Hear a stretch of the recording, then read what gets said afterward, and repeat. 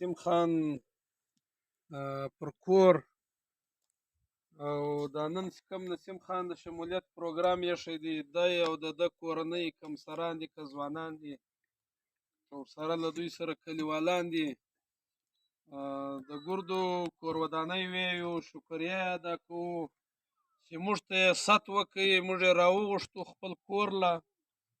چې موږ ملګرتیا در سره کوو. چای هم دوی پخې کړي دي،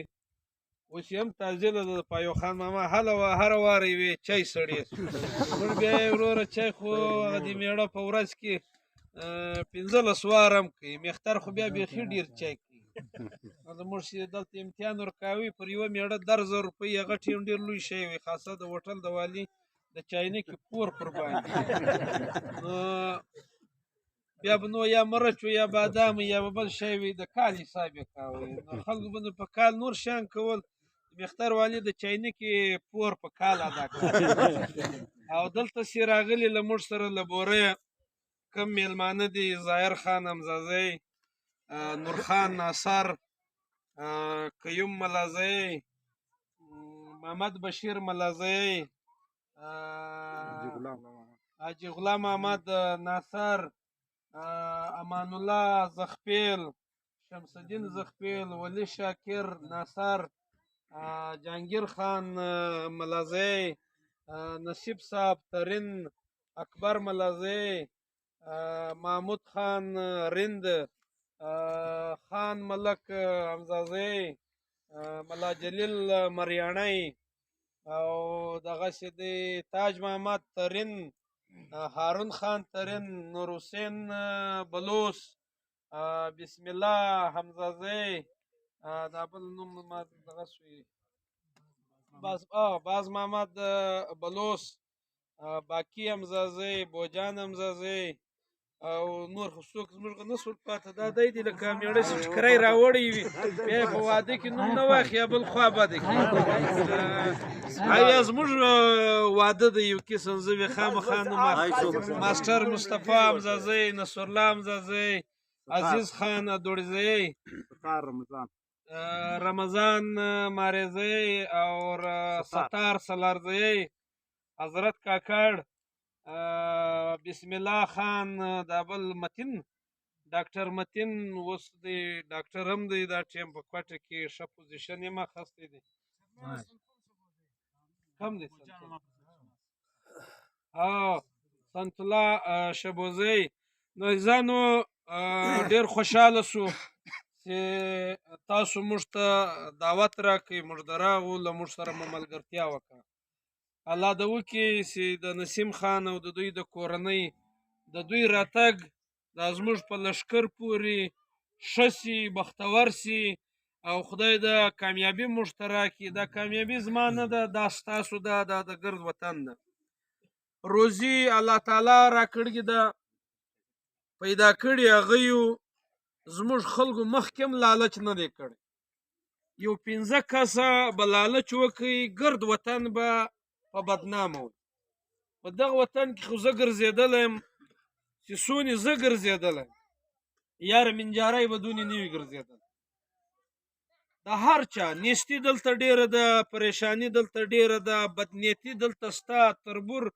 تربور دغه رنګه راوینسي. د هندي والا خو بیا بیخي وهانه له ګرده جهانه جلا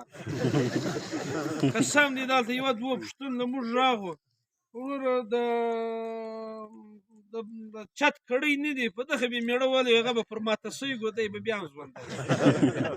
خو دا څه شي دي، معنا دا زموږ ستاسو هغه لوکل هغه د کلیوالي بدنیتي یا زړه م دغه اور وکړي خپل تربور دغه مالک، دا نه د انسانیت. دا خویونه چې کوم دي زموږ په علاقه کې، دا بدۍ، دا جهل، دا شیان بیخي ډېر په خپل مابین کې موږ یو بل ته بیخي نه یې برداشت وکړو. د یوه برمه کامیابه سوه، بل وایي چې مه کامیابه سوي، یوه لارۍ واخته. که موږ راووځو له دا خپله لږ نظر پراخ کړو و جهان ته وګورو، زموږ په دې وطن کې څونې غیرت دی، څونې مړانه ده، دا بل ځای نشته. دا نه چې زه حمزازی یم زه به خامخا د حمزازي صفت کوم. ما لیدلی دي ډېر غریبان، ما لیدلی دي د ده غیرت په خدای که د بل پر ډېر ښه مېړه پر غیرت ورک. مګر تاسو ته وایم عزیزانو چې روزي د الله ده د شمس په لاس کې روزي نشته نه چاته روزي ورکوي نه ملا فیض الله واجد تور درکوي نه بل درکوي پاتې سوی دا اوټ یا دا سیاست مقصد هم دا دی سیاست د ظالم او د مظلوم تر مابین د جنگ یو نوم دی د کوشش یو نوم دی معنا جلسې به هم کوي هړتالونه به هم کوي اوټونه به هم کوي دا ګر شیان په سیاست کې راځي شمولیتونه به هم کوي خو دلته سرمایداره سرداران معنا کښته پسې راځه ملکان پر مخ پسې ځه اغاګان ملایان دا ګرده زموږ په معاشره کې هغه د سر دانې دي د سر خلک دي چې خلک غوږ ورته نیسي د ګرده د جلزۍ دی د جلزۍ به مرکې له یو ملک ځي ګر جلزۍ نه ځي او اوس لږ نن سبا خلک تعلق پیدا کوي چې چا چیرې ښه مجلس کوی سوی څوک یې برابروی سوی هغه ځي اوس که ځوان ویم نو عزیزانو دا سیاست هر چا وکړي موږ هم پکې راوتلي هر وار مو ووټ وکړي زه خو د دې هندې کلي د دې مختر ډېر ځوانان دي ما یې نومونه نه واخیستل خیر تاسې یې پزه نه چې د مختر کومه کمیټۍ ده له موږ سره دوی کوم په تر وار همت وکړي په الیکشن کې بیا دا الیکشن تر وار هم موږ ګټلی دا زه نه درته یم عزیزان دا سرکار وی دا اوس هم په کوټه کې یو سړی وي تر الیکشن یې کړی وي ډېر ایم سړی وي هغه ور تر وار هم ستا ووټ ډېر چې زموږ پولینګان اف سي سرکار پریزیډینګ افسران په کم چم را بندول وټونه پټول ریزلټ پټول دا موږ خو لنډ ګنډ راوتلي وو وروره ګډه وډه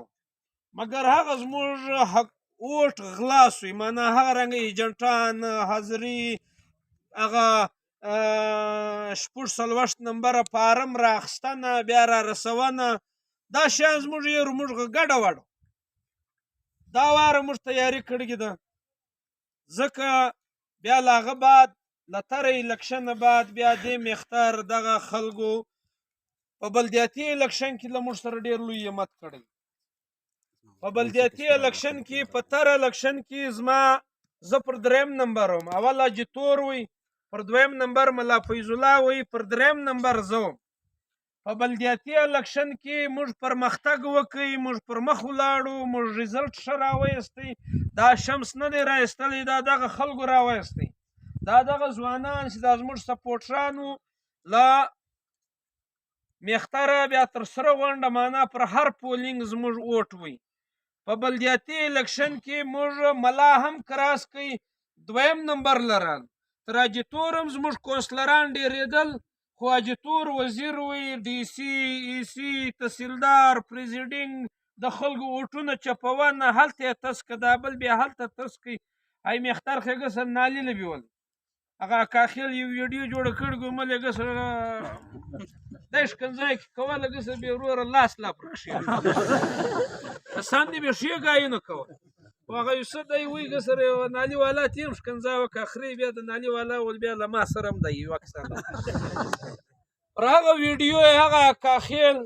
یوړی ونیوی چې تا څنګه دا ویډیو جوړه کړې وروره خلک په مشرف چې ګایونه کوي نه دي وړي زما او ستا کاخیل معنا ووټونه یې چپ کړي وو خوا یې بده سوی وي ویډیو یې جوړه کړه ګسه راسپیرټ کرای په سر وي خدای خبر دی دی د کوم خوا راغلی پې ورته تیار نه وي له لوه به راغلی مګر پر هغه ویډیو یې هم دی بوت هغه کاخیل وي چې ده ووټ اجتور ته ورکاوی هغه اجتور دی ور په تاڼه کې کښېناوه نو مقصد هم دا دی چې نن سبا که د حق ویل هم تا نه ورېله کوي زموږ ستاسو په دې بلدیات کې کم ریزلټ راکوي د مختر راکوي دغه امزازي موږ ته راکوي موږ یو کم 50 کونسلره وګټل ځکه سم دی که راغلی په ګرد مختر کې ما یوه جلسه وکړه ما کونسلران کلی په خپله سره یله کوي په خپله سره کښېني یو دی سړی راوباسئ چې هغه دا کلی ووټ ورکوي په دې کلي کې دغه کونسلر ځوان هلک دی د ډېرو خلکو به سره لوی نه ورته لګېدی چې اوس هی به بیا موږ له ساک راړي وروره دا تر شا شمس لري دی نه چې دا تر دا بیرته هم تعلیم یافته دی موږ دی خلک لګول درولي دي کونسلران په خدای کې د ډي سي دفتر ورته معلوم مګر کونسلري ګرانه ده د تربرو په خپل مابین کې اوټ وي سیالي وي بیا موږ دا ګرد میختر کې موږ دوه واړه هرلي یو د دغ کلیغه یو مخامخ د باشیغه نور موږ ګرد میختار ګرد تحصیل وګاټئ یو کم 50 کونسلره تر ملا هم زیات سو تر پښتونخوا تر ګردو پارټۍ حالانکې بلدیاتي الکشن ګران کار دی په جرنل الکشن کې به بلدیات کې به د هندي د والا په خپله مقابله وسه په جرنل الکشن کې به د شمسو د ملا فیض الله او د اجتورو د فلانۍ پارټۍ مقابله وي ښکاره خبره د رزلټ به بدلږي